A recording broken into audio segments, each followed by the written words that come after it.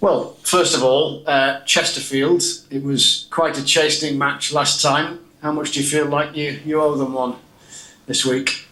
Yeah, obviously the last game was probably one of our most frustrating days this season, I think. So obviously we're keen to put that right. But I think no matter who we play at this sort of stage of the season, we want to win games and we just want to win every single game. So obviously as much as there is that, I think we just want to win every game of football now as well. What sort of challenges do you think that they pose you guys then? Yeah, they're a good side. You know, they've got some really good individual players, and you know that they move the ball well. And you know, obviously we've watched them and we've seen their kind of threats. So you know that by no means we'll be taking them lightly, because I think that as much as they lost the last game and stuff, I think that they're a lot better than what that showed. And you know, they're a really good team and a really dangerous team. And if we're going to win, we're going to have to be at our very best. Well, right now, you are in a good place, aren't you, as a group of players, and pushing on very nicely. Yeah, it's a really good place to be at the minute. I think all the lads are pulling together and everyone's you know, really sort of determined to win games and just keep this going and keep the good feeling around the place. And I think it's just a really good place to be playing football at the minute, and long may that continue, really. And we always like to look for sort of psychological flicks here. Are you looking to sort of get away from the chasing pack or chase down Walsall? Is there kind of a target in that? I think it's just genuinely pick up as many points and see where that takes us. You know, obviously at the minute it's kind of out of our hands with what Walsall do and stuff.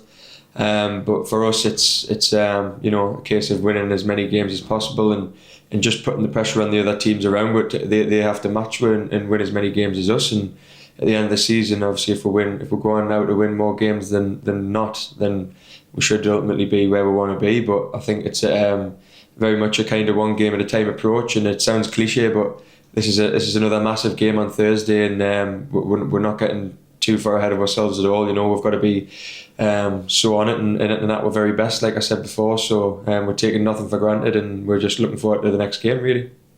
I realise the squad is different now, and there are some of different personnel here now that weren't here last season. But in terms of just chalking off results and setting kind of mini league table targets, you guys as a group are actually quite good at that, aren't you? It's not necessarily just, you know, we've heard about the 18 game table thing, etc. It was 1 week after the next and see where you go. It could be similar this time around.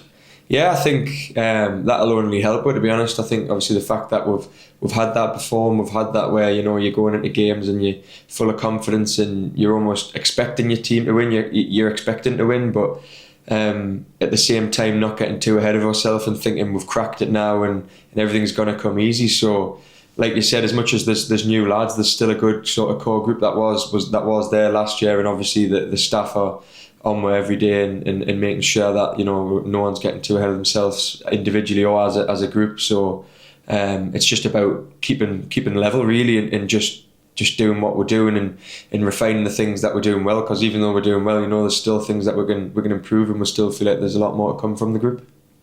I wonder if, not just for Doncaster Rovers, but for all players at all football clubs, when transfer windows close, you know who's staying, you know who's going, you know who's doing the same thing at the other football clubs.